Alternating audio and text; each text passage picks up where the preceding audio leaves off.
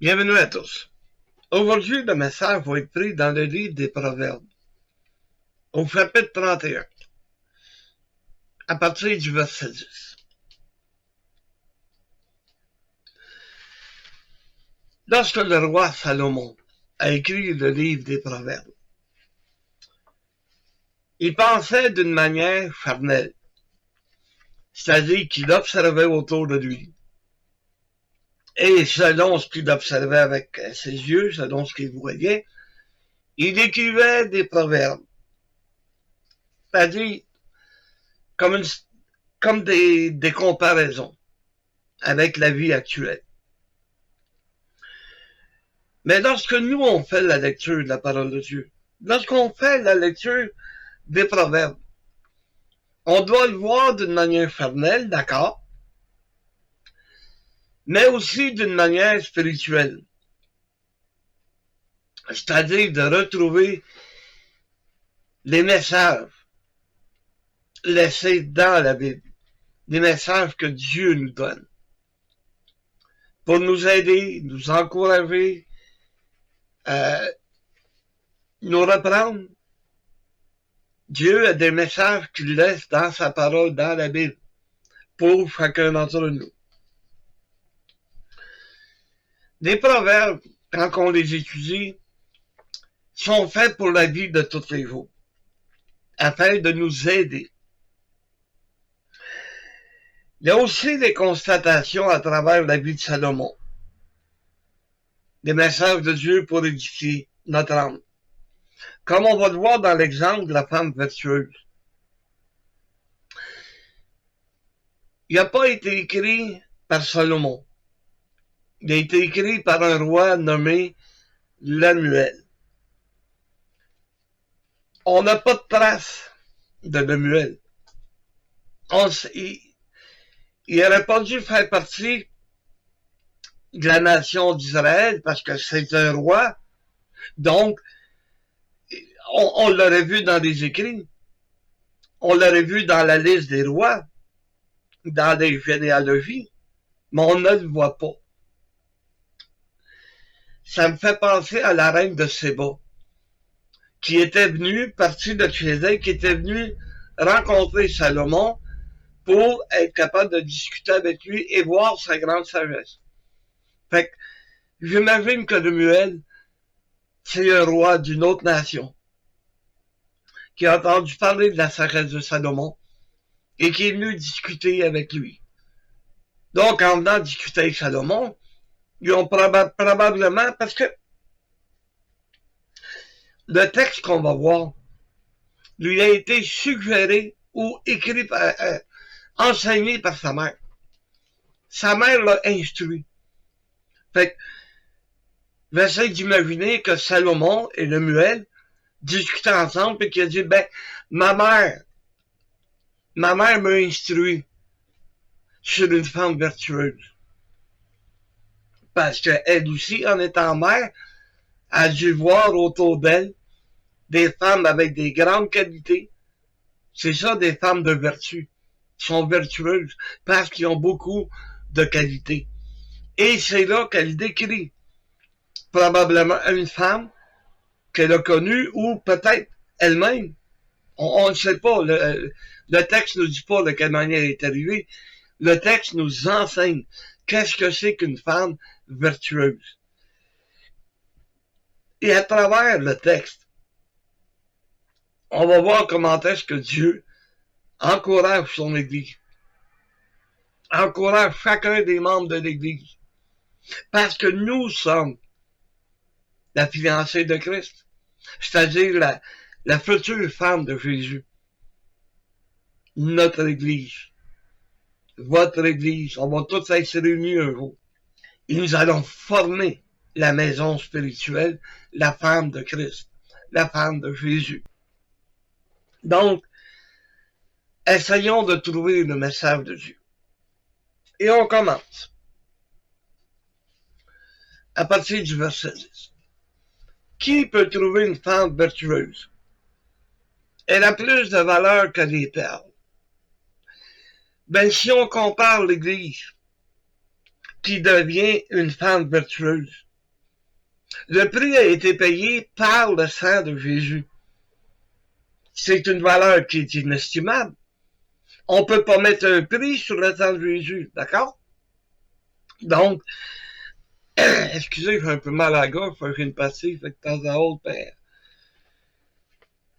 il faut que je reprenne mon souffle. OK. Le cœur de son mari a confiance en elle, et les produits ne lui feront pas défaut. Une femme va tout faire pour plaire à son mari, comme le mari va tout faire pour plaire à sa femme. D'accord? Donc, son mari a confiance en elle. Il n'est pas inquiet. Il n'est pas inquiet de ce qu'elle va faire pour le bien de leur maison, pour le bien de la famille. C'est ça une femme qui est vertueuse. C'est d'accepter le rôle que Dieu lui a donné. Vous savez, je vais recevoir des récompenses pour le travail que j'effectue. Mais ma femme ne peut pas avoir les mêmes récompenses que moi. Elle va avoir des récompenses pour le travail qu'elle a fait.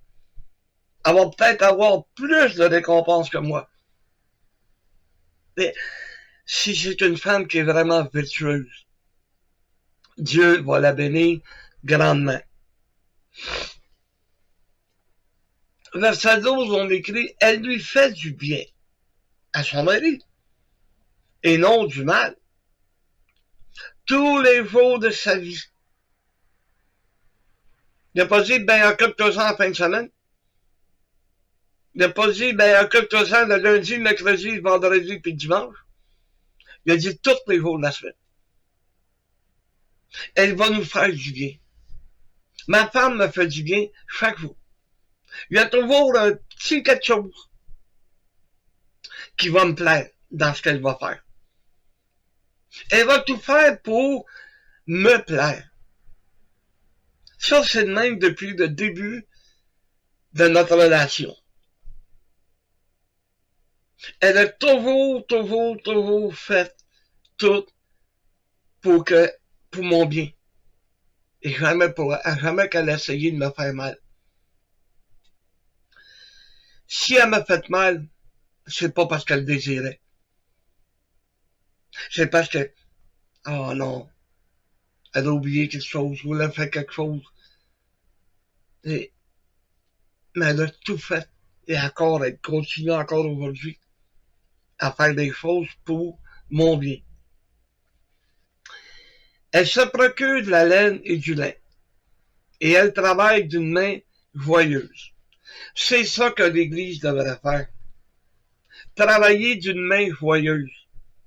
Tu Philippiens 4.4, on n'arrête pas de le dire. Je le répète, réjouissez-vous dans le Seigneur. Je le répète, réjouissez-vous dans le Seigneur. Que les gens voient que c'est pas un fardeau de travailler pour Dieu. C'est une bénédiction. Ça m'amène la joie, le bonheur. C'est ça, travailler pour Dieu. Regardez bien à quoi qu'on parle de la femme vertueuse. Elle est comme un navire marchand. Elle amène son pain de loin. L'Église se prépare. L'Église se prépare pour aller justement glorifier Dieu. Aller aux assemblées. Aller à l'Église. Chaque monde devrait se préparer. Parce que Dieu, comme pour le peuple d'Israël, lorsque Dieu préparait la manne, il y a un pain qui descend du ciel et qui s'appelle Jésus. Il y a un pain qui nous est envoyé, c'est-à-dire une nourriture spirituelle pour notre âme. Mais il faut que l'Église se prépare. Si on ne se prépare pas, on n'aura pas de pain à offrir. On n'aura pas de pain à partager avec celui qui a faim. Tu sais, quand on dit il faut mettre la main à la pâte, ben ça, ce n'est une manière d'être ensemble et de mettre la main à la pâte pour que chacun puisse avoir la nourriture spirituelle dont il a besoin.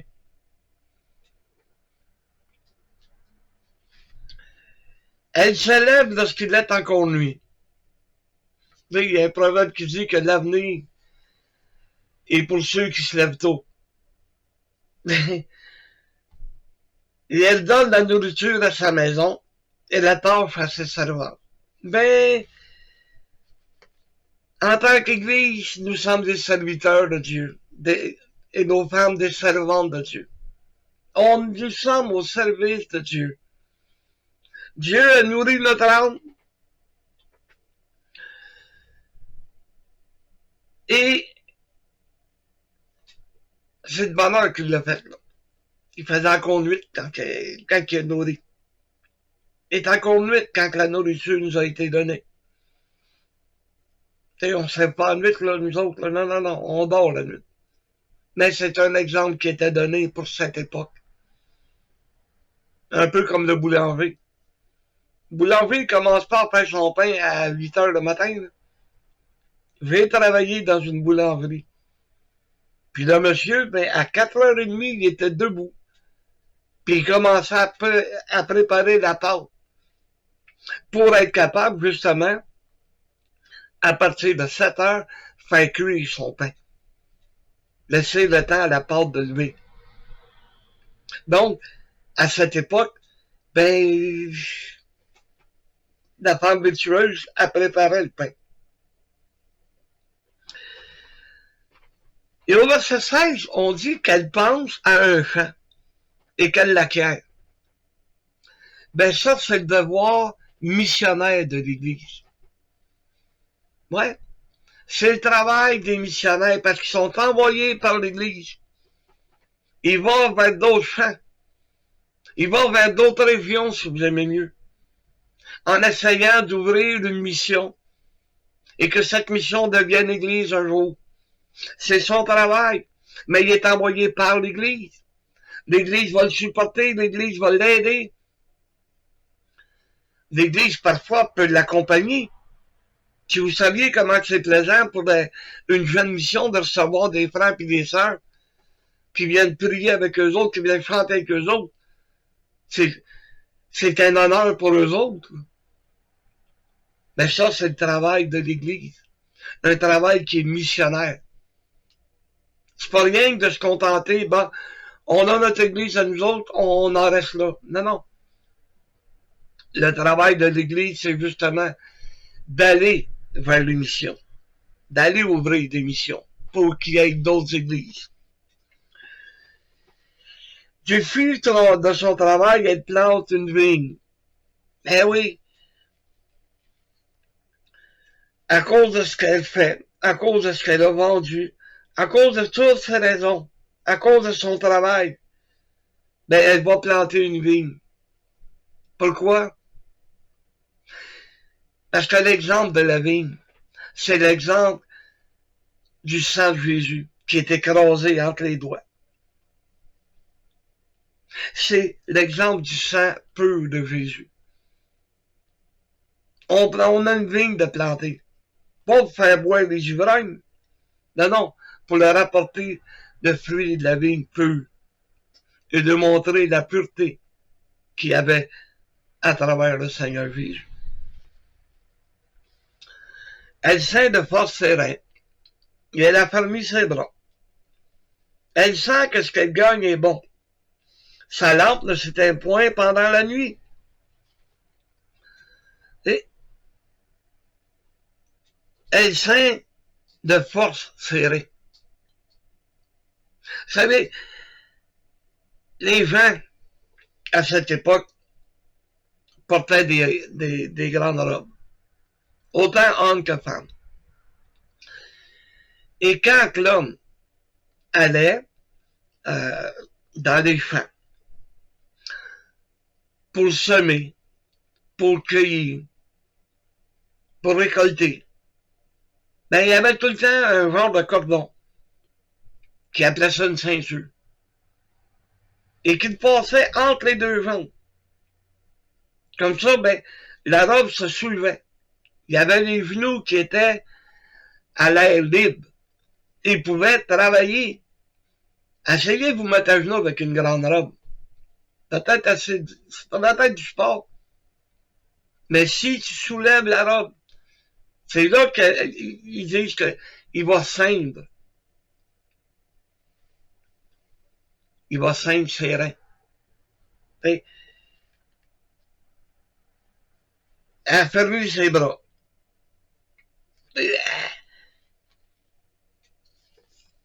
Quand on fait une chose qu'on n'est pas habitué de faire, des mouvements qu'on n'est pas habitué de faire, cassin que ça fait mal au bras.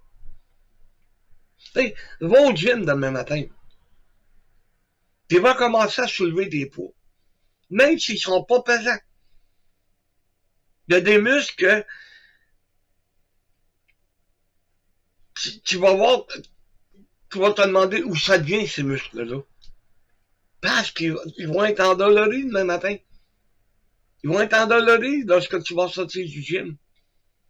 Mais avec le temps, ben là, ton petit 20 livres, voilà, il va peut-être tomber à 40, il va peut-être tomber au bench à 100, tu sais pas. Mais l'affaire bien sûr, c'est que tes bras vont s'affermir. Ça veut pas dire que tu vas avoir l'aide d'un Arnold Schwarzenegger en sortant de là, mais déjà là, tu vas affermir tes bras. Elle sent que ce qu'elle gagne est bon. Sa lampe ne s'éteint point pendant la nuit. On doit être une lumière en tout temps. C'est ça le travail de l'Église. C'est qu'on soit capable d'illuminer les gens autour de nous. Qu'on soit capable d'être une lumière pour eux autres. Elle ne s'éteint pas pendant la nuit. La lampe est tout le temps allumée. Parce qu'on vit dans un monde de ténèbres et qu'il ne faut pas que la lampe s'éteigne. Elle met la main à la quenouille et ses doigts tiennent le fuseau. Elle tend la main au malheureux. Elle tend la main à l'indigent, c'est-à-dire celui qui est dans le besoin. Celui qui est malheureux, là, il a besoin de ton épaule de temps en temps. Celui qui est dans le besoin, ben, justement, il a besoin que tu l'aides. Peut-être en lui donnant de la nourriture, peu importe ta manière. Elle ne craint pas la neige pour sa maison. C'est sûr que quand on regarde le réchauffement de la planète, on est de moins en moins inquiète pour des chutes de neige comme qu'il y avait dans les années 60, ça résiste. On n'en a plus autant de neige que ça. Mais elle n'a pas peur pour sa maison. Quand toute sa maison est vêtue de cramoisi, c'est-à-dire des vêtements de couleur, de pourpre, du rouge, c'est du cramoisi. Elle se fait des couvertures. Elle a des vêtements de fin lin et de pourpre. Autrefois, nos mères ne jetaient jamais un morceau de linge. C'était un scandale de jeter ça. Ils faisaient ce qu'on appelle, chez nous on appelait ça un confortable. Et ils découpaient des carrés qui assemblaient ensemble. Puis ils mettaient une couverture de laine en dessous et ils brochaient tout ça. Là. Ils enfilaient tout ça. Et on appelait ça un confortable. Il y a un nom moderne. Mais je m'en rappelle pas. Mais vous avez déjà vu ça. Dans la maison de nos grands-parents, nos parents. Il y a une couverture, un couvre-lit, c'est ça. Il appelait ça un couvre-lit. C'est tout fait avec toutes sortes de couleurs. C'était beau. C'était beau. Puis c'était chaud. Puis j'aimais ça. C'était pesant. Là. Quand t'entends en dessous de ça, là, tu bourrais plus la nuit. Et au verset 23, son mari est considéré au pas de ce qu'il sert avec les anciens du pays. à cause de sa femme. Mais nous, est-ce qu'on va devenir l'honneur de Jésus? Que qu'il arrivera en haut avec nous, ben que Dieu va le regarder puis qu'on va être un honneur pour lui, pour son fils. Elle fait des chemises puis des vends. Et elle livre des ceintures aux marchands. Ben oui, parce que les gens en avaient besoin. Elle la rapportait. Elle est revêtue de force et de gloire. Et elle se rit de l'avenir. Elle s'en fout. S'en fout de l'avenir. Elle sait qu'elle ne manquera pas de rien. Comme nous. M'en fous de l'avenir, m'en fous de ce qui va arriver. Dieu est en contrôle de ma vie. Dieu est en contrôle de son Église. Alors, on doit être revêtu de force et de gloire, pas la nôtre, celle de Dieu. Celle qu'on va apporter à Dieu. À cause de ce que nous faisons. À cause du travail que l'on accomplit. Elle ouvre la bouche avec sagesse. Et des instructions aimables sont sur sa langue. La grande sagesse de Dieu, c'est laquelle? C'est sa Bible, sa parole. Ouvre la bouche de Dieu, ouvre la Bible, et tu vas pouvoir répondre avec sagesse à tous ceux qui vont te poser des questions. Elle veille sur ce qui se passe dans sa maison, et elle ne mange pas le pain de paresse. Non, elle ne peut pas manger le pain de paresse, c'est une travaillante. Et nous, on va nourrir notre âme, pas avec un pain de paresse, non, un pain que le Seigneur va dire, waouh, je vais lui en donner une portion de plus, parce qu'il s'est servi de ma parole, parce que il agit avec sagesse, il agit avec force, il m'a apporté la gloire, il va nous donner une portion supplémentaire. Ben ouais. Parce qu'on ne mange pas le pain de paresse. Ses fils se lèvent et la disent bienheureuse. Son mari se lève et lui donne des louanges. Ça vaut la peine d'être une femme virtueuse. Ça vaut la peine pour cette femme. Ses fils vont la louange, vont dire, hey, est heureuse ma mère. Ma mère est bonne, ma mère est gentille. Son mari, lui, il va la louer. J'ai la meilleure femme du monde. Toutes les femmes peuvent devenir la meilleure du monde. Toutes les femmes peuvent être une bénédiction pour leur mari. Et inversement, le mari pour sa femme. Plusieurs filles ont une conduite vertueuse. Mais toi, tu les surpasses toutes. Je sais pas c'est quel modèle cette madame-là a pris pour instruire son fils. Mais là, regarde, toi, tu les surpasses toutes. J'imagine, lorsqu'on va arriver devant Dieu, et que Jésus va nous dire, entre dans la voie de ton maître, bon et fidèle serviteur, bonne et fidèle servante. Entre dans la voie de ton maître.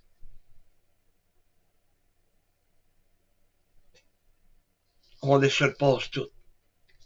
On va être parmi les meilleurs.